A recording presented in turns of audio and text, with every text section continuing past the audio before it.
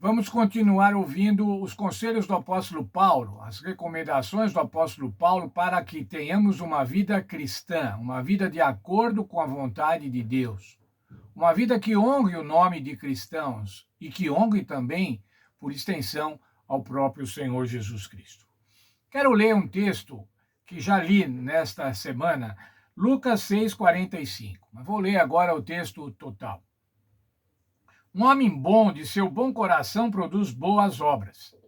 E um homem mau, da sua maldade, produz más obras. E agora, concluindo o verso, diz assim: porque da sua boca fala o que está cheio o seu coração. A boca, irmãos, expressa aquilo que temos no nosso coração. Se você tem uma mente pervertida, a sua conversa é ruim. Se você tem uma mente boa, a sua conversa é boa, agradável, edificante. Aqueles que vivem no Senhor Jesus Cristo, aqueles que se convertem, passam a ter uma vida diferente, em todos os seus aspectos, inclusive no seu linguajar, na sua maneira de falar. O título do estudo de hoje é Um Discurso Cheio de Graça, que edifica a unidade. Um discurso que ajuda a unir, um discurso que ajuda a unir a igreja, a compor a igreja. Vamos ver os versos de 25 a 29 de Efésios 4. Lembrando, irmãos, Paulo havia usado a figura da troca de roupa, que era evidente no século I, especialmente naquelas cidades pequenas, de gente pobre. Quando mudava de roupa, todo mundo percebia. E agora, então, os crentes, quando mudam de roupa, da roupa carnal para uma roupa espiritual, todos também vão perceber. Quais são as maneiras de viver, então, desse novo homem? Verso 25: pelo que deixai a mentira e falai a verdade de cada um com o seu próximo, pois somos membros uns dos outros. Tem um verso, irmãos, na Bíblia que eu não me esqueço, que fala com relação à mentira. É João 8:44.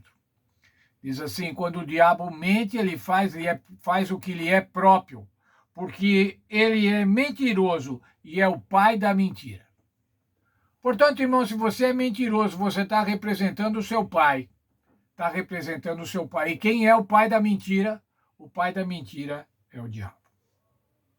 Verso 26, falando ainda sobre o comportamento cristão. Irai-vos e não pequeis, não se ponha o sol sobre a vossa ira. Eu fui ver ainda umas explicações sobre esse verso, irmãos, e vi o seguinte: quando vocês estiverem irados, não pequem alimentando o seu próprio rancor. Não deixe que o sol se ponha antes de resolverem as suas diferenças. Sabe, irmão, se você está com algum problema com alguém, não deixe para o outro dia. Resolva esse problema. Não deixe que o sol se ponha sobre essa chateação, sobre essa ira, sobre esse rancor.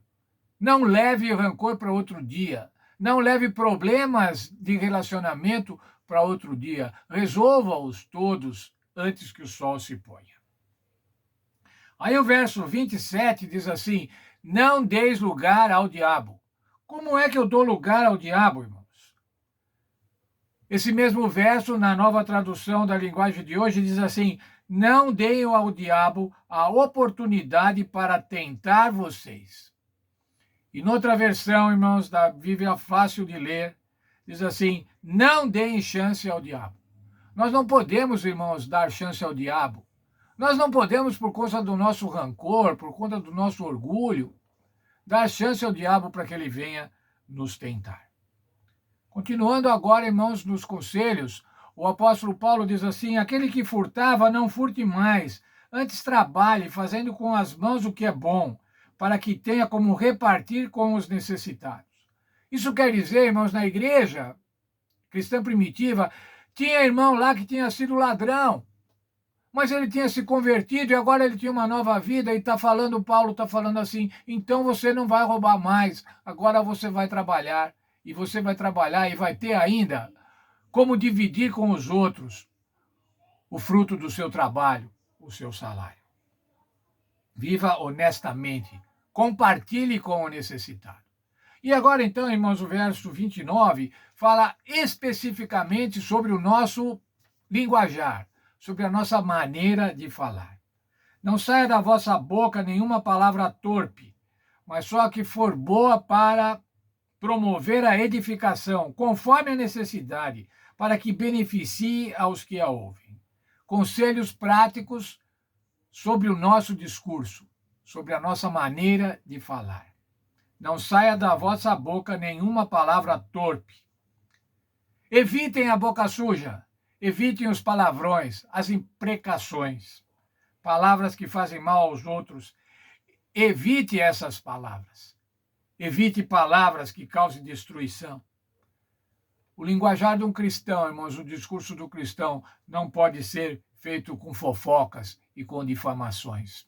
Com prazer em falar sobre as características, às vezes não tão boas, de outras pessoas. Deve ser boa para promover a edificação. Para construir, as nossas palavras têm que ser construtoras, têm que construir, têm que ser animadoras. As nossas críticas, se as fizermos, têm que ser com amor. Não podemos destruir as pessoas por conta das nossas más palavras.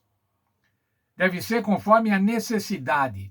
Isso quer dizer palavras certas no momento certo, palavras boas e úteis. E agora, irmãos, eu quero acrescentar aqui uma coisa. Silêncio também é útil. Tem momentos em que não falar é melhor do que falar. Se você vai falar coisas ruins, é melhor ficar quieto. Se você não sabe o que vai falar, fique quieto. Há um verso lá na Bíblia que diz assim, que falar é prata, calar é ouro. Muitas vezes, irmãos, o não falar é a melhor solução. É a solução cristã. Que seja, então, conforme para benefício dos que ouvem, para que façam bem aos que ouvem, para que ministre graça aos que ouvem. Quando falamos, irmãos, como é que tem sido a reação das pessoas? As pessoas ficam felizes com o nosso discurso? Ou as pessoas se aborrecem com o nosso discurso? Ou se entristecem com o nosso discurso? Ou pior, se afastam da igreja por causa do nosso discurso? Se afastam do corpo de Cristo porque não sabemos empregar de maneira correta, de maneira espiritual, as nossas palavras. O nosso linguajar deve necessariamente produzir união, produzir paz. Paulo ainda dá mais conselhos comportamentais para o crente e também para nós. Nós ainda vamos continuar, na lição dessa semana, vendo os conselhos de Paulo para os crentes de Éfeso, mas os conselhos que o Espírito Santo guardou, que o Espírito Santo preservou e colocou na Santa Bíblia para que nós pudéssemos também receber esses conselhos hoje. Então, ainda nesta semana, vamos continuar estudando esses conselhos. O conselho de um viver cristão. Um conselho para que as pessoas vejam que somos diferentes porque somos cristãos. Que somos diferentes do que já fomos no passado, mas que estamos nos santificando conforme o plano de Deus. Nos santificando não quer dizer nos tornarmos santos, irmãos, mas vivendo cada vez mais em conformidade com a palavra de Deus, nas nossas atitudes e como estudamos hoje, especialmente no nosso linguajar, na maneira de falar. Amanhã continuamos a ver os conselhos de Paulo sobre a maneira que o crente deve falar, como deve ser o discurso do crente, daquele que é salvo no Senhor Jesus.